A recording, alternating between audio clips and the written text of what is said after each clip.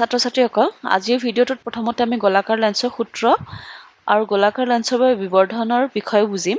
তাৰ পিছত আমি এই সূত্ৰটো আৰু বিবৰ্ধন প্ৰয়োগ কৰি কেইটামান উদাহৰণ সমাধান কৰিম। প্ৰথমতে গোলাকাৰ লেন্সৰ সূত্ৰ বা লেন্স ফৰ্মুলাটো চাই লওঁ।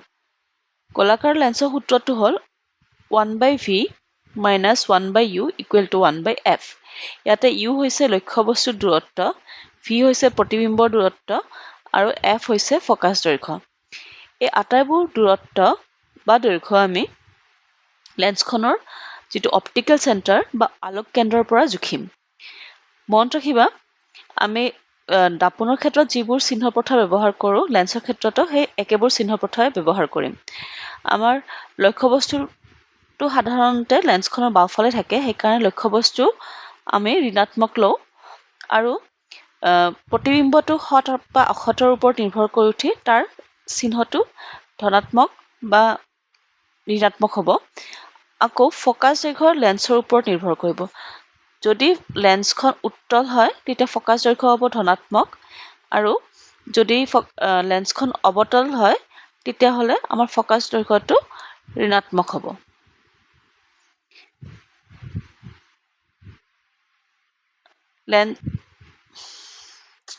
লেন্সৰ বাবে বিবৰ্ধন বা মেগনিফিকেশ্যন। বিবৰ্ধনৰ ফৰ্মুলাটো হৈছে m equal to h dash by h বা v by u, য'ত h dash হৈছে প্ৰতিবিম্বৰ উচ্চতা আৰু h হৈছে মুখ্য অক্ষৰ পৰা লক্ষ্যবস্তুৰ উচ্চতা।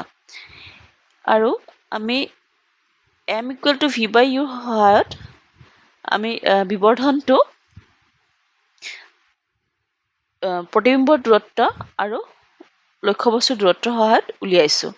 বিবৰ্ধনৰ কোনো একক নাথাকিব কাৰণ আমাৰ ওপৰৰ আৰু তলৰ এই দুয়োটাৰে একক একে হয়, সেইকাৰণে বিবৰ্ধনৰ কোনো একক নাথাকে।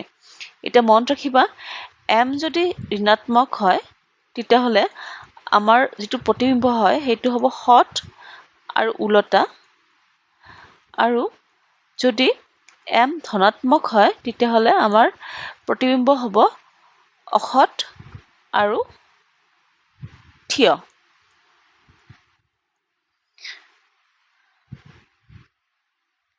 এতিয়া আমি তোমালোকৰ পাঠ্যপুথিত থকা উদাহৰণ 10.3টো সমাধান কৰিম।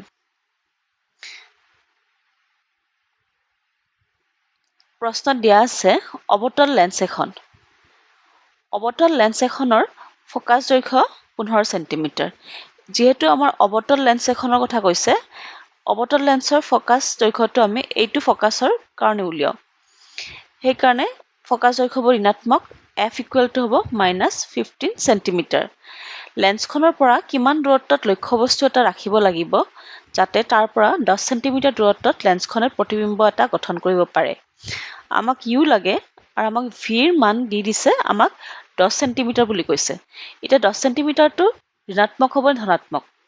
আমাক প্ৰশ্নটোতে দিছে অৱতল লেন্স বুলি, আৰু অৱতল লেন্স এখনে সদায় আমাৰ অসৎ প্ৰতিবিম্ব গঠন কৰে, অৰ্থাৎ যিটো দিশত আমাৰ লক্ষ্যবস্তু থাকিব প্ৰতিবিম্ব সেই দিশতে থাকিব।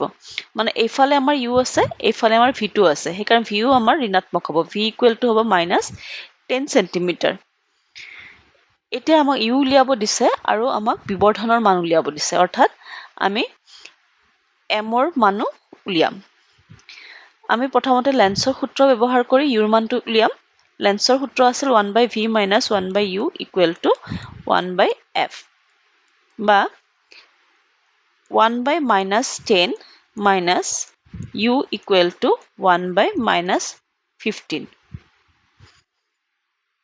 minus 1/u equal to -1/15 minus -1/10 minus 15 plus 10, 15 আৰু 10 যদি আমি লসাগু বা এলচিএম লওঁ তেতিয়াহ'লে আমি 30 পাম। এইটো 30 minus 2 plus 3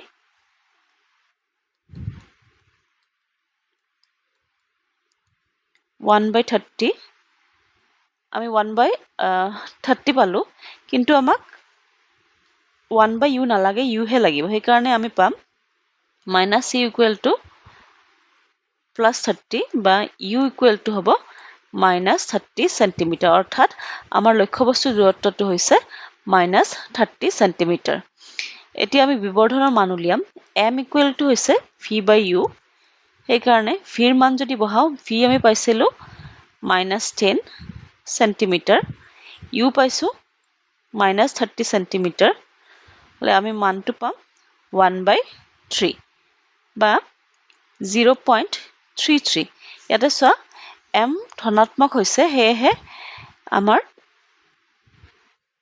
প্ৰতিবিম্বটো হ'ব অসৎ আৰু থিয়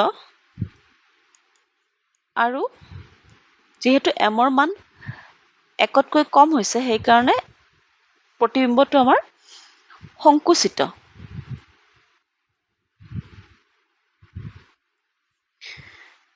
এতিয়া উদাহৰণ 10.4 টো চাও ইয়াতে দিছে 2 সেন্টিমিটাৰ উচ্চতাৰ বস্তু এটা 10 সেন্টিমিটাৰ ফোকাস দৈৰ্ঘ্যৰ উত্তল লেন্স এখনৰ মুখ্য অক্ষৰ লম্বভাৱে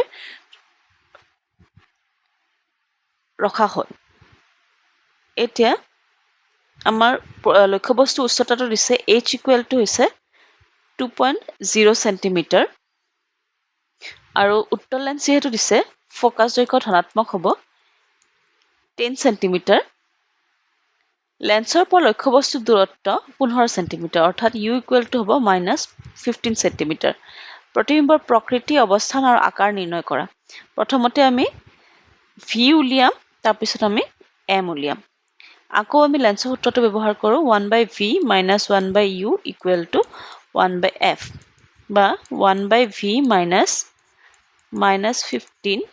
1/10 v 1/10 প্লাস বা আকৌ 10 আৰু 15 এলচিএম হ'ব বা লসাগু হ'ব 30 3 - 2 বা 1/30 যদি আমি v উলিয়াও আমি পাম v ইকুৱেল টু +30 সেন্টিমিটাৰ অৰ্থাৎ প্ৰতিবিম্বটো আমাৰ যিখন লেন্স আছে লেন্সখনৰ সোঁফালে গঠন হৈছে অৰ্থাৎ এইটো এটা সৎ প্ৰতিবিম্ব হ'ব m equal to v by u বা h dash বাই h এতেকে h dash by h equal to আমি কিমান পাম সৰি ইকুৱেল টু আমাৰ v মান হয় 30 u ৰ মান হৈছিলে -15 অৰ্থাৎ -2 বা h dash হ'ব -2 into h বা -2 into h ৰ মান হ'ল 2.0 সেন্টিমিটাৰ অৰ্থাৎ -4.0 সেন্টিমিটাৰ তাৰ মানে আমি বুজিলো যে লক্ষ্যবস্তুৰ তুলনাত যিটো আমাৰ প্ৰতিবিম্ব হৈছে সি বিবৰ্ধিত হৈছে কিন্তু সি উলটা হৈছে এতেকে প্ৰতিবিম্ব হট উলটা আৰু বিবৰ্ধিত